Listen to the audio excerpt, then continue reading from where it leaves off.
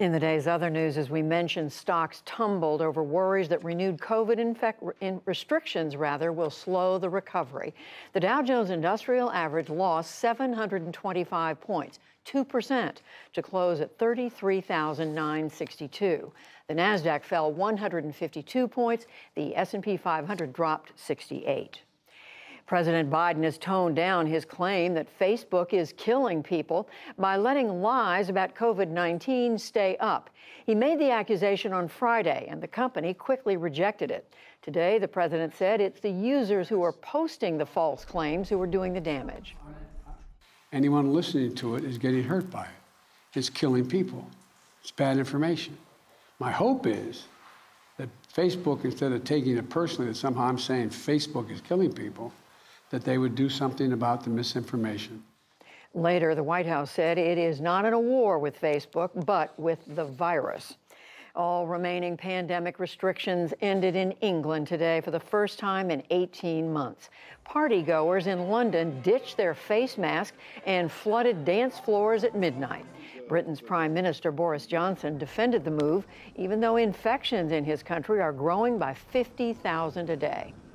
And so we have to ask ourselves the question, if not now, when?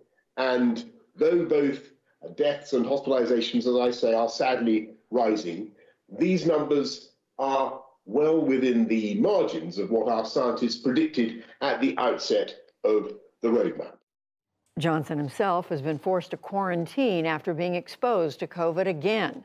Meanwhile, in Japan, with 4 days before the Tokyo Olympics open, infections increased for the 30th day in a row. The U.S. and its allies formally accused China today of a sweeping hack of Microsoft email software.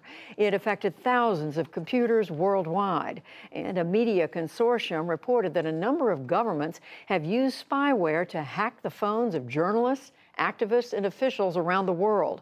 We'll discuss all of this after the news summary. Fire crews in southern Oregon faced dangerous winds today, battling a wildfire the size of Los Angeles. The Bootleg fire is the largest of at least 70 burning in the western U.S. Thousands of people are under evacuation orders. More than 200 fires are burning across Siberia in Russia amid extreme heat. Heavy smoke has blanketed the city of Yakutsk and dozens of smaller places. More than 2,000 firefighters are deployed, including with one fire that has burned 100,000 acres and threatens a power plant. The floods that ravaged Western Europe last week have killed at least 196 people. The cleanup and search for victims continue today in Western Germany. Officials or authorities said that the number of dead is likely to climb even higher.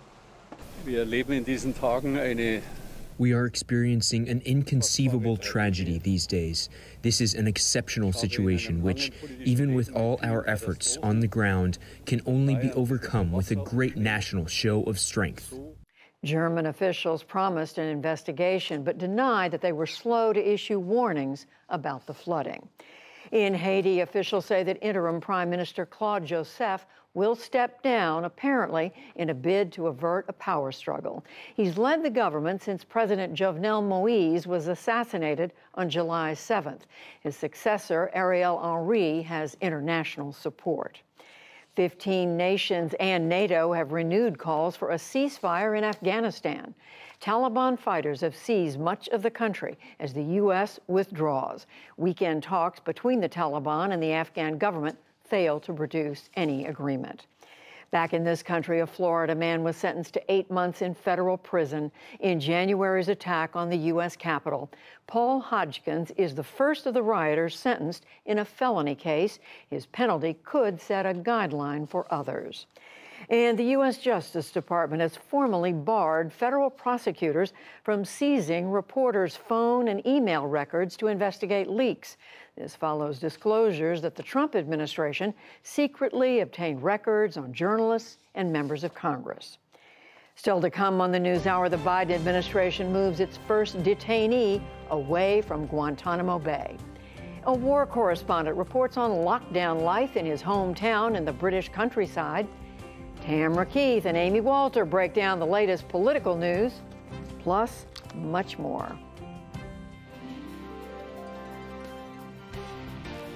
This is the PBS NewsHour from WETA Studios in Washington and in the West from the Walter Cronkite School of Journalism at Arizona State University.